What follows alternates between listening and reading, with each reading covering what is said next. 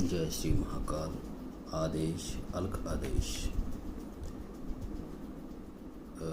गुरु महाराज की कृपा से काफ़ी टाइम के बाद आप लोगों के समक्ष एक नया वीडियो, एक नई जानकारी लेके हाजिर हुए हैं। और कामाख्या मंत्र तंत्र देखने वाले जितने भी हमारे साधक लोग हैं, जितने भी हमारे दर्शक लोग हैं, तहे दिल से उनका आभार व्यक्त करते हैं कि आप लोगों ने इस बहुमूल्य जानकारी जो हमने अपने गुरुजनों से या जो हमारी गुरुमुख से सुनी हुई ये तंत्र की परंपरा है, गुरु शिष्य की परंपरा है, उसको मद्देनज़र रखते हुए जितना भी इस यानी कि जो यात्रा है हमने इस हिंदुस्तान में की है, दुर्गम स्थानों के ऊपर तरह तरह के सिद्ध पुरुषों से जो हासिल किया है वो आपके सामने ज्यों की त्यों लेकर हाजिर हैं, ताकि ये हमारा जो तंत्र का संसार है ये जिंदा रहे। आज की जो हमारी वीडियो है ये नाथ संप्रदाय और घोर जो विद्या है इसके प्रति है। आशा करते हैं शुरू से लेकर आखिर तक आपको ये वीडियो अच्छी लगेगी। जितनी भी हमने जानकारी हासिल की है सिद्ध पुरुषों से वो ज्यों की त्यों ही आपके सामने हम लेकर आएंगे। माफ़ी चाहते हैं कि काफ़ी टाइम के बाद हम वीडियो लेकर आए हैं, क्योंकि कुछ इस बात का भी था, हमें मलाल भी था कि कई लोग सिर्फ मंत्र के लिए ही वीडियो देखते हैं। उनको विधि से कोई मतलब नहीं होता कि इस मंत्र को जागृत कैसे किया जाता है, या इस मंत्र उत्कीलत है या उत्कीलन किया जाएगा, कीलत तो नहीं, ये मंत्र कोई मतलब नहीं, सिर्फ मंत्र चाहिए। तो ऐसे लोगों के लिए हमने ये वीडियो बनाना ही बंद कर दिया था। लेकिन कुछ अच्छे साधक लोग हैं जो सिर्फ एक विद्या स्टेप बाय स्टेप सीखना चाहते हैं और इस चीज़ के भूखे भी हैं, उनके लिए हम ये चीज़ लेकर आए हैं। इस संसार की रचना ऐसे ओम ध्वनि से हुई मानी जाती है। इस संसार में आध्यात्मिक क्षेत्र में परमात्मा की प्राप्ति, मोक्ष, मुक्ति, मंत्र अनुष्ठान, तंत्र विज्ञान, विधि विधान, पूजा पाठ की अनंत महिमा गुरुजनों द्वारा बताई गई है। परम तत्व को जानने की विधि गुरु द्वारा ही प्राप्त होती है। हमारे देश के अनेक साधु संतों ने, पीर फकीरों ने, सिद्ध तांत्रिकों ने परम तत्व को जानने की अनेक विधि और युक्तियाँ बताई, जिनमें इसे एक है नाथ सिद्धों का संप्रदाय, जिसमें मंत्र योग, हठ योग, तंत्र योग, लय योग और नाद योग, ज्ञान योग साधना के द्वारा परमात्मा को प्राप्त किया। कुछ लिपियाँ और साबर मंत्र भी नाथ संप्रदाय की ही झोली में जाता है। पंजाबी लिपि भी नाथों सिद्धों की ही देन है। इस संसार की क्षेत्रीय भाषा में लिपिबद्ध करना साबर मंत्र महाजोगी श्री गुरु गोरक्षनाथ जी की ही देन है, जो बिना किसी सिद्धि के बस गुरु मुख से सुना और मंत्र सिद्ध। तंत्र एक ऐसा कल्प वृक्ष है जिसमें छोटी से छोटी और बड़ी से बड़ी कामनाओं की पूर्ति की जा सकती है, इसमें कोई संशय नहीं। आदि योगी महाकाल के बाद अगर तंत्र का प्रचार प्रसार किया वो गुरु गोरखनाथ जी ने ही किया। मल और मणि के शिव तंत्र का गलत प्रयोग के बाद आदि योगी भोलेनाथ ने सब मंत्रों को उत्कीलित किया, ताकि कलयुग के अभिचारी मनुष्य उनका दुरुपयोग न कर सकें। शास्त्रीय मंत्र सब कीलित हैं। पूर्व जानकारी, पूर्ण विधि के बिना संस्कृत में लिखे ये मंत्र अपना कोई प्रभाव नहीं दिखाते जब तक कि इनका उत्कीलन ना किया जाए। शास्त्रीय मंत्र के कीलित हो जाने पर समय समय पर सिद्ध पुरुषों ने जन कल्याण के लिए अलग अलग लोक भाषाओं में मंत्रों की रचना की।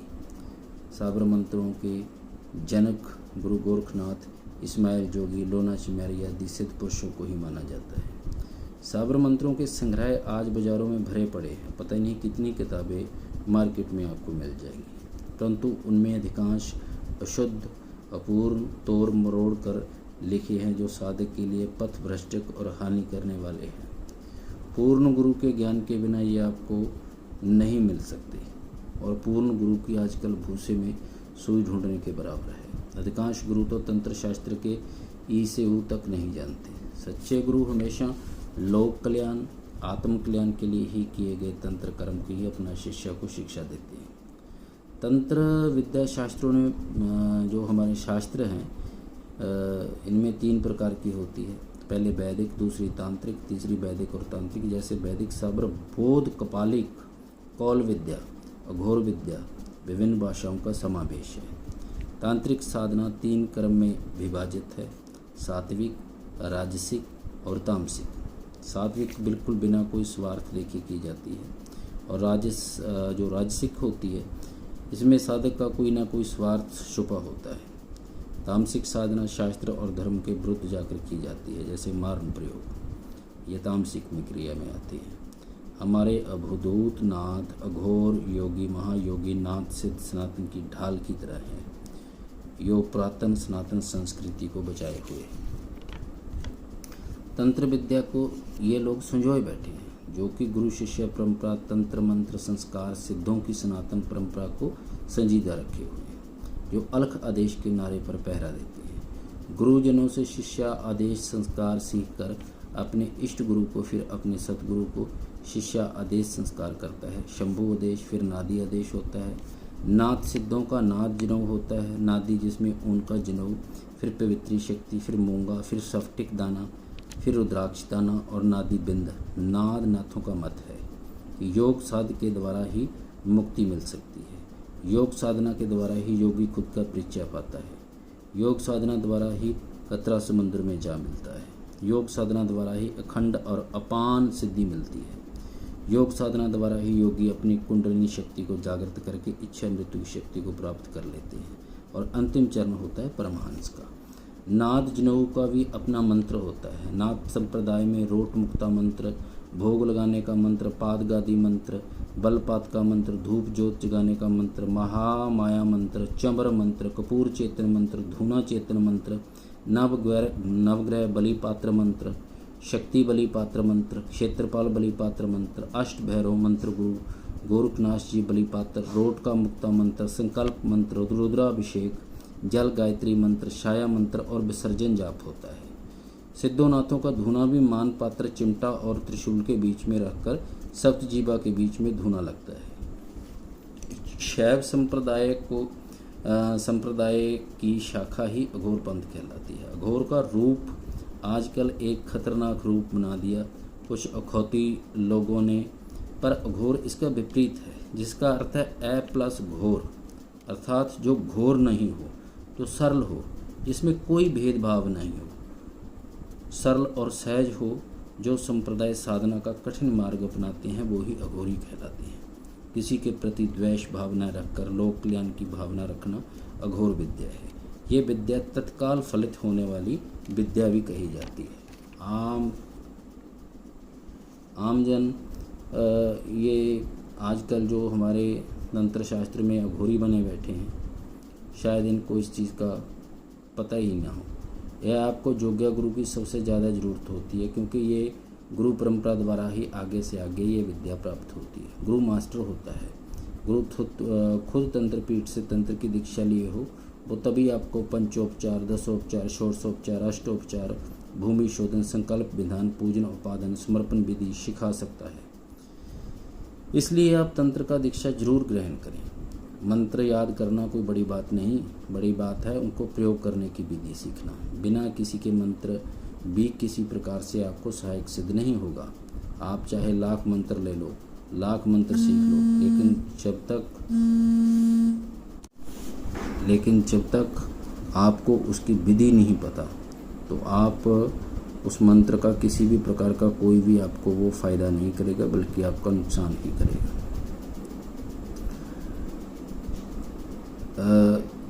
सबसे पहले होता है मंत्र की विधि, फिर उसको प्रयोग करने की विधि सीखना। बिना विधि के मंत्र भी किसी प्रकार से आपको सहायक सिद्ध नहीं होगा। आगे आपको हम मंत्र और उनकी विधियाँ, नक्षत्र ज्ञान के बारे में जरूर अवगत करवाएंगे। आगे की जो वीडियो आएगी, जाप का भी आपको ज्ञान हो, मानसिक एवं पाशुवाचिक क्या होता है।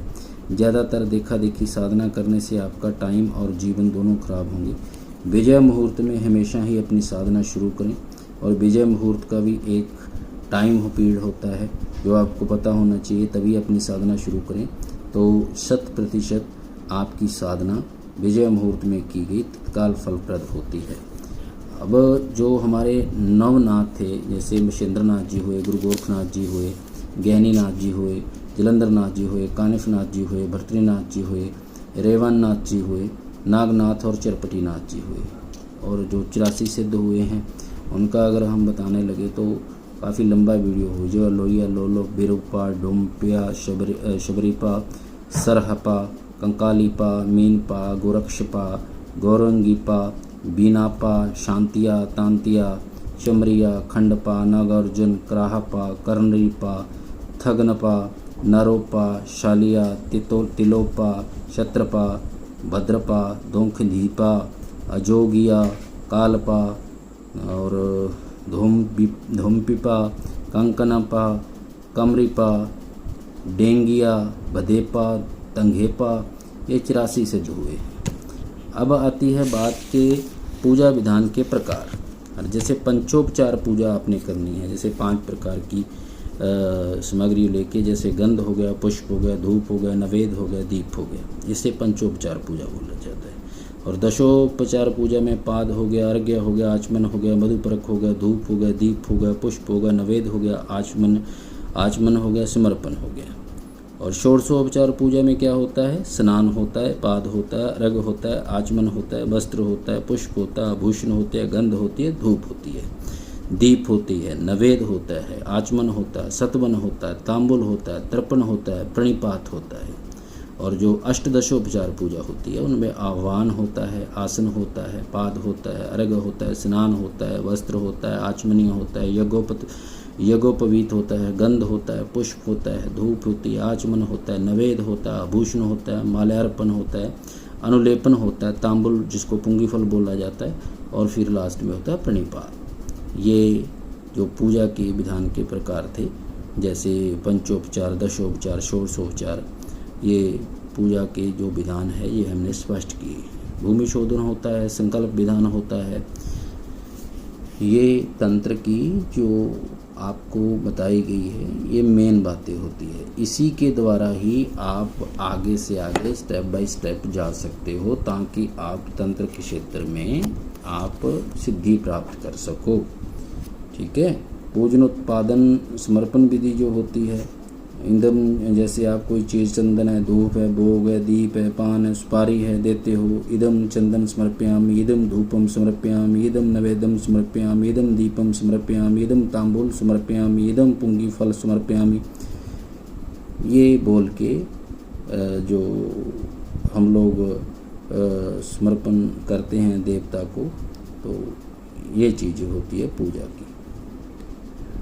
वस्त्र हो, वस्त्र देने हो तो आपको बोलना चाहिए इदम वस्त्र समर्पयामि, इदम पुष्प देना हो, इदम पुष्पम समर्पयामि, और गंध देनी हो, धूप देनी हो, इदम गंध समर्पयामि, कि आपको गंध समर्पित कर रहा हूँ, कृपया इसको ग्रहण कीजिए। तो तब आप अपना जो अनुष्ठान है चालू कर सकते हो उसी देवी देवता का आह्वान करने के बाद। अच्छा लगा आज आपके लिए हमने वीडियो बनाई, और आपको भी अच्छा लगेगा इतनी जानकारी लेने के बाद। मंत्र कोई भी बता देता है, विधि कोई नहीं बताता। और आशा करते हैं आगे आपको हम मंत्र भी बताएंगे, सिद्ध मंत्र बताएंगे और उनकी विधियाँ भी बताएंगे। जय श्री महाकाल।